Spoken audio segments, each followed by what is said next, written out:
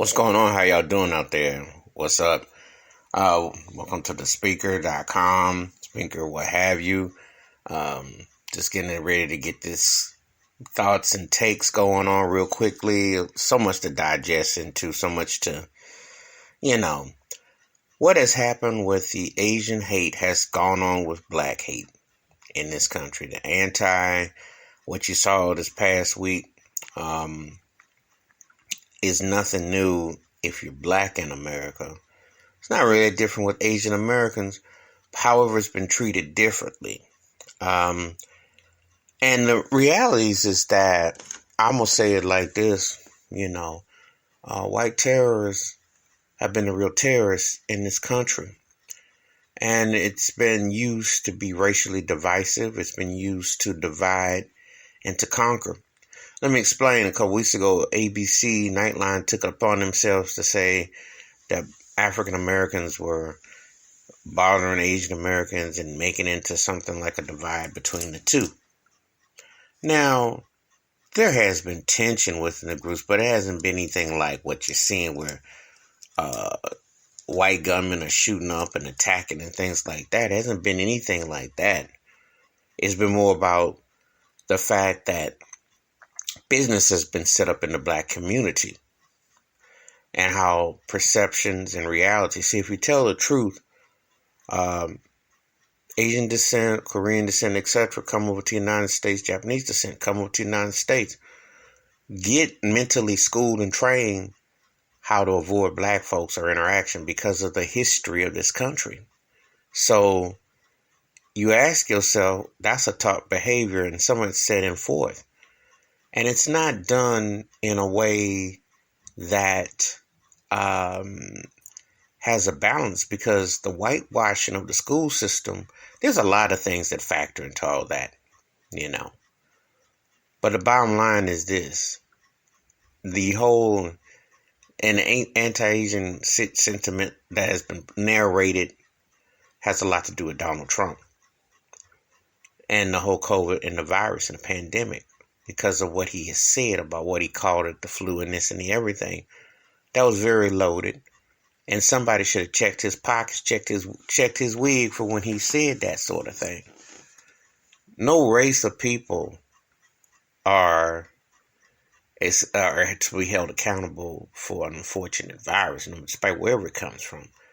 But when they put these titles and these labels up, it triggers something. And when you have someone who's trying to be a dictator, a la Hitler type, they say some vile, racist, divisive stuff that triggers a spot. And there are some people who are so vulnerable and susceptible to the slightest thing that they'll run with it and then point a finger, So hate has always been in America. Hate ain't nothing new. African Americans have been dealing with it for over 400 years. And nobody in America, and I repeat, nobody in America has gone through more of it than black folks.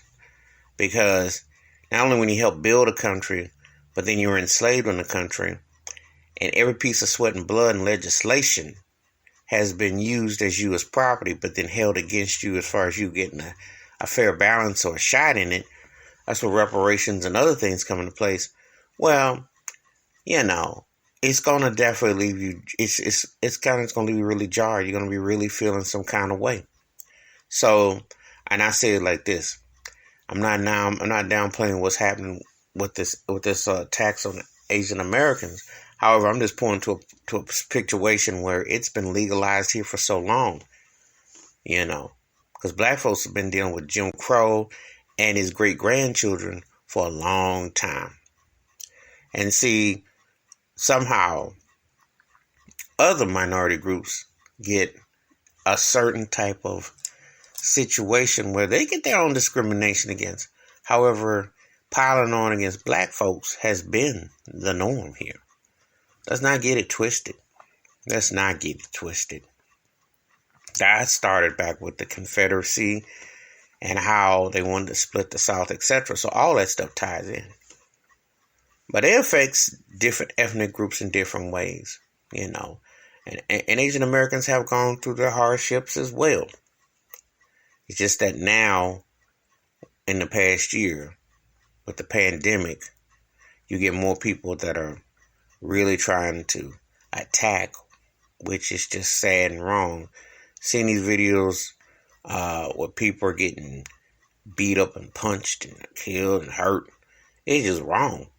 However, if you're going to really have an anti-bill, you got to clean it all up. And you can't do it with just lip service. You can't just do it with little slogans when you feel like it. Because is the NBA, NASCAR, NFL, and Major League Baseball, tennis, etc. going to have stop the Asian American logos like they did for Black Lives Matter, even though the powers that be don't really care. They just see everybody and it's a plantation. They don't really care because it would mess with their privilege. See, what they put out on the logo and what they really represent is two different things. Again, for all those logos that were out a year ago, a lot of them same sports owners, etc., were still giving Trump money. So it's contradictory big time, And unless you have some stability and you have something that directly speaks to the fact of it, you just got a lot of rhetoric, a lot of mouth being used and saying stuff, but it's not going nowhere. So, where are you going to go with it? What are you going to do with it? What does it really mean? And the bottom line is, like I'll say about this video, is anti-African American, anti-Asian. America's always been anti when it's not white. That's just a fact, because everything's been whitewashed. And we live in it, and it's like the elephant that has been in the room. So it makes you look at people even more confused and crazy than you have already. And it's been allowed to be divisive. Only thing that matters in these places is if you got money and what you can prove. Other than that, they ain't got no much use for you if you can't, because then it's like political tool, So when you see these things taken off, they've been festering there, The denial has been there. And again, I'm going to say it like this. If you're going to acknowledge it fully, you got to acknowledge it fully, But it's like the Asian American community got to come out, just like Black Lives Matter community got to come out and say, look, express that your life matters, that you represent, that you are going to be respected as a human being, that you're going to, not allow them to devalue you. But that has been the norm. They run some segments here about how people have used certain quotes and said certain things over that. But they've allowed it to manifest, and they are comfortable in just putting that kind of whitewash out there to run over people with. So, and then when it becomes political and it comes with an agenda, what you gonna do? There's not much you can do because it's been put out there. And some people think that, oh, well, maybe, when people become more minority. I said, well, no, because if you whitewash the mindset already, it's not going to change the presentation, because you'd have to have a real cleansing. And people are more comfortable with what they know. For all the diversity talk and all the stuff that you still see the same old things in so much of the segment. So socially distancing has already occurred with a pandemic or not, because, the hate is so extreme and real. It really is. And it doesn't really go anywhere if people don't stand and question it, But I think in some parts, not in all parts, some parts, there are some Asian Americans that are kind of understanding what African Americans have been going through. Some, not all, because of this kind of attack, But again, it's been done in such a way that you're seeing such a reckless abandonment in such a way that it's been greenlighted. And this cat, who's only 21, he got inspired by Donald Trump. He got inspired by insurrection. He got inspired by some white supremacist Aryan Nation type of agenda group. He saw Charlottesville, West Virginia a few years ago. This don't happen by accident, you know. And then he was talking, that racist cop had the nerve to say he had a bad day. See, this agenda is spread on like it's not a real big deal. Even though this guy's going to probably face a life sentence. But the mindset is it's not a big deal. That's a scary premise when you see the faces of hate and where they go to such great lengths. And how this is being fostered and documented, you know. So it's one of those things where you're just, you know, like mind boggled by it when you see it. But then after a while, you're not even like tripping on it because, again, America has been a centerpiece of allowing hate to fester.